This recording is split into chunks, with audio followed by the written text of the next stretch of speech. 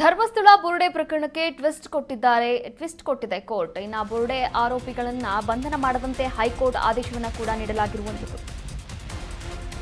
ಧರ್ಮಸ್ಥಳ ಬುರುಡೆ ಪ್ರಕರಣಕ್ಕೆ ಟ್ವಿಸ್ಟ್ ಕೊಟ್ಟ ಕೋರ್ಟ್ ಬುರುಡೆ ಆರೋಪಿಗಳನ್ನ ಬಂಧಿಸದಂತೆ ಹೈಕೋರ್ಟ್ ಆದೇಶವನ್ನು ಕೂಡ ನೀಡಿದೆ. ಕೇಸ್ ರದ್ದತಿಗೆ ಅರ್ಜಿ ಸಲ್ಲಿಸಿದವರಿಗೆ ಕೋರ್ಟ್ ಸ್ವೀಟ್ ನ್ಯೂಸ್ ಅನ್ನು ಕೊಟ್ಟಿದೆ. ಎಸ್ಐಟಿ ತನಿಖೆಗೂ ಬ್ರೇಕ್ ಹಾಕಿದೆ ನ್ಯಾಯಾಲಯ. ಅಂತಾರಾಷ್ಟ್ರೀಯ ಮಟ್ಟದಲ್ಲಿ ಸದ್ದು ಮಾಡಿದಂತಹ ಕೇಸ್ಗೆ ಇದೀಗ ಟರ್ನ್ ಸಿಕ್ಕಿರುವಂತದ್ದು. ನೂರಾರು ಶವ ಹೂಳಲಾಗಿದೆ ಎಂದಿದ್ದವರು ಸದ್ಯಕ್ಕೆ ಸೇಫ್ ಆಗಿದ್ದಾರೆ. ಶ್ರೀ ಕ್ಷೇತ್ರ ಧರ್ಮಸ್ಥಳದಲ್ಲಿ ನೂರಾರು ಶವಗಳನ್ನು ಅಕ್ರಮವಾಗಿ ಸಮಾಧಿ ಮಾಡಲಾಗಿದೆ ಎನ್ನುವಂತಹ ಪ್ರಕರಣಕ್ಕೆ ಸಂಬಂಧಪಟ್ಟಂತೆ ದೊಡ್ಡ ತಿರುವನ್ನ ಕೂಡ ಪಡೆದುಕೊಂಡಿರುವಂತದ್ದು ಈ ಒಂದು ಕೇಸ್. ನೋಡಿ, ಮೂಲ ಪ್ರಕರಣ ಏನಿದೆ, ಈ ಮೂಲ ಪ್ರಕರಣವನ್ನ ರದ್ದು ಮಾಡುವಂತೆ ಕೋರಿ ಆರೋಪ ಮಾಡಿದವರೇ ಹೈಕೋರ್ಟ್ ಮೆಟ್ಟಿಲೇರಿದ್ರು. ಅರ್ಜಿ ಪರಿಗಣನೆ ಮಾಡಿರ್ತಕ್ಕಂಥ ಮಾನ್ಯ ನ್ಯಾಯಾಲಯ ಪ್ರಕರಣದ ಮುಂದಿನ ತನಿಖೆಗೆ ಮಧ್ಯಂತರ ತಡೆಯಾಜ್ಞೆಯನ್ನ ಕೂಡ ನೀಡಿದೆ. ಧರ್ಮಸ್ಥಳ ಪೊಲೀಸ್ ಠಾಣೆಯಲ್ಲಿ ತಮ್ಮ ವಿರುದ್ಧ ದಾಖಲು ಮಾಡಲಾಗಿರ್ತಕ್ಕಂಥ ಪ್ರಕರಣವನ್ನ ರದ್ದು ಕೋರಿ ಅರ್ಜಿದಾರರಾದಂತಹ ಗಿರೀಶ್ ಮಠಣ್ಣವರ್ ಹಾಗೆ ಮಹೇಶ್ ಶೆಟ್ಟಿ ತಿಮರೋಡಿ, ಟಿ ಜಯಂತ್, ವಿಠಲ್ಗೌಡ ಸಲ್ಲಿಕೆ ಮಾಡಿದಂತಹ ಅರ್ಜಿಯನ್ನ ನ್ಯಾಯಮೂರ್ತಿ ಮೊಹಮ್ಮದ್ ನವಾಜ್ ಅವರಿದ್ದಂತಹ ಏಕಸದಸ್ಯ ಪೀಠ ವಿಚಾರಣೆ ನಡೆಸಿತು. ಅರ್ಜಿದಾರರ ಪರ ವಕೀಲರಾದಂತಹ ಎಸ್ ಬಾಲಕೃಷ್ಣನ್ ಅವರು ವಾದವನ್ನ ಮಂಡಿಸಿದ್ರು. ಅರ್ಜಿದಾರರಿಗೆ ಈಗಾಗಲೇ 9 ಬಾರಿ ನೋಟಿಸ್ ಜಾರಿಗೊಳಿಸಿ ವಿಚಾರಣೆಯನ್ನ ನಡೆಸಲಾಗಿದೆ.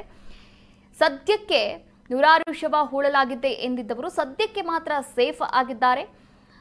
ಬುರುಡೆ ಆರೋಪಿಗಳನ್ನ ಬಂಧನ ಮಾಡದಂತೆ ಹೈಕೋರ್ಟ್ ಆದೇಶವನ್ನ ಕೂಡ ನೀಡಲಾಗಿರುವಂತದ್ದು. ಕೇಸ್ ರದ್ದತಿಗೆ ಅರ್ಜಿ ಸಲ್ಲಿಕೆ ಮಾಡಿದವರಿಗೆ ಹೈಕೋರ್ಟ್ ಒಂದು ಸ್ವೀಟ್ ನ್ಯೂಸ್ ಅನ್ನ ಕೂಡ ನೀಡಿರುವಂತದ್ದು. ಸದ್ಯಕ್ಕೆ ಸೇಫ್ ಆಗಿದ್ದಾರೆ ಅಷ್ಟೇ.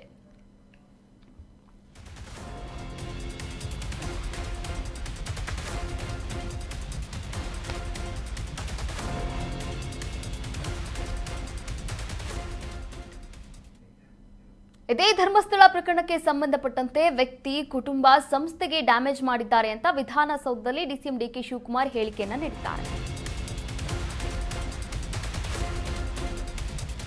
ವ್ಯಕ್ತಿ, ಕುಟುಂಬ, ಸಂಸ್ಥೆಗೆ ಡ್ಯಾಮೇಜ್ ಮಾಡಿದ್ದಾರೆ. ವಿಧಾನಸೌಧದಲ್ಲಿ ಡಿಸಿಎಂ ಡಿಕೆ ಶಿವಕುಮಾರ್ ಹೇಳಿಕೆಯನ್ನ ನೀಡಿದ್ದಾರೆ. ವೈಯಕ್ತಿಕವಾಗಿ ಧರ್ಮಸ್ಥಳದಲ್ಲಿ ಏನ್ ನಡೆಯುತ್ತೆ ಗೊತ್ತಿದೆ. ಅವರ ವ್ಯಕ್ತಿತ್ವ ಬೇರೆಯೇ ಇದೆ. ಆ ಸಂಸ್ಥೆಗೆ ಡ್ಯಾಮೇಜ್ ಆಗ್ತಾ ಇದೆ. ಧರ್ಮಸ್ಥಳ ಹೆಸರು ಬರಬೇಕಾದ್ರೆ ದೊಡ್ಡ ಇತಿಹಾಸವೇ ಇದೆ.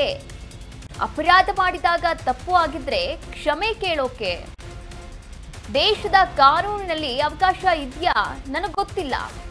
ನ್ಯಾಯ ಧರ್ಮ ಉಳಿಬೇಕು ಅಂತ ಡಿಸಿಎಂ ಡಿಕೆ ಶಿವಕುಮಾರ್ ಅವರು ಹೇಳಿಕೆಯನ್ನ ನೀಡಿರುವಂಥದ್ದು. ನೋಡಿ, ಧರ್ಮಸ್ಥಳ ಪ್ರಕರಣದಲ್ಲಿ ಸಂಬಂಧಪಟ್ಟಂತೆ ಧರ್ಮಸ್ಥಳದಲ್ಲಿ ನೂರಾರು ಶವಗಳನ್ನ ಹೂಳಲಾಗಿದೆ, ದಫನ್ ಮಾಡಲಾಗಿದೆ ಎನ್ನುವಂತಹ ಆರೋಪಗಳು ಕೇಳಿಬಂದಿತ್ತು. ಈ ಒಂದು ಆರೋಪಕ್ಕೆ ಸಂಬಂಧಪಟ್ಟಂತೆ ಇದೀಗ ವಿಧಾನಸೌಧದಲ್ಲಿ ಡಿಸಿಎಂ ಡಿಕೆ ಶಿವಕುಮಾರ್ ಅವರು ಹೇಳಿಕೆಯನ್ನು ನೀಡಿದ್ದಾರೆ. ಇದು ವೈಯಕ್ತಿಕವಾಗಿ ವ್ಯಕ್ತಿ, ಕುಟುಂಬ, ಸಂಸ್ಥೆಗೆ ಡ್ಯಾಮೇಜ್ ಮಾಡಿದ್ದಾರೆ ಎನ್ನುವಂತಹ ಹೇಳಿಕೆಯನ್ನು ಕೂಡ ನೀಡಿರುವಂತದ್ದು. ನೋಡ್ಕೊಂಡು ಬರೋಣ. ಒಂದು ವ್ಯಕ್ತಿ, ಕುಟುಂಬ,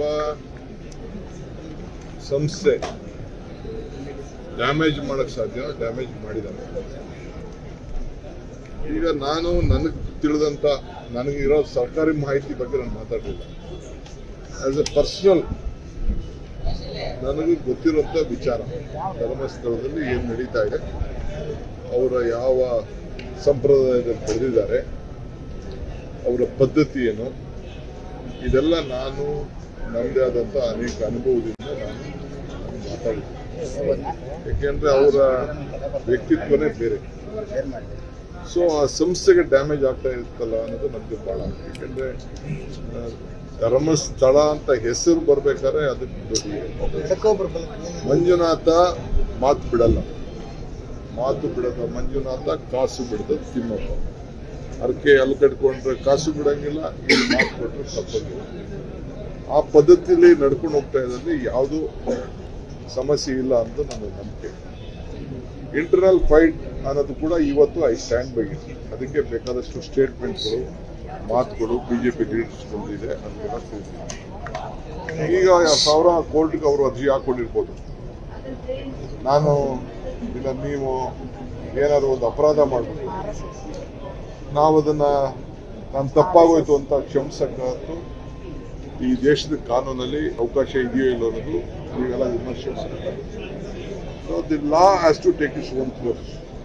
ಕಾನೂನು ಏನಿದೆ ಅದು ಇನ್ನೂ ನನಗೆ ಅವರು ರಿಪೋರ್ಟ್ ಕೊಟ್ಟಿದ್ದಾರೆ ಅನ್ನೋ ನನಗೆ ಗೊತ್ತಿಲ್ಲ. ಈ ಹೋಮ್ ಮಿನಿಸ್ಟರ್ದು ಸ್ಟೇಟ್ಮೆಂಟ್ ಇತ್ತು, ನಾನು ರಿಪೋರ್ಟ್ ಜಲ್ದಿ ಕೂಡ ಕೇಳಿದ್ದೀನಿ ಅಂತ ರಿಪೋರ್ಟ್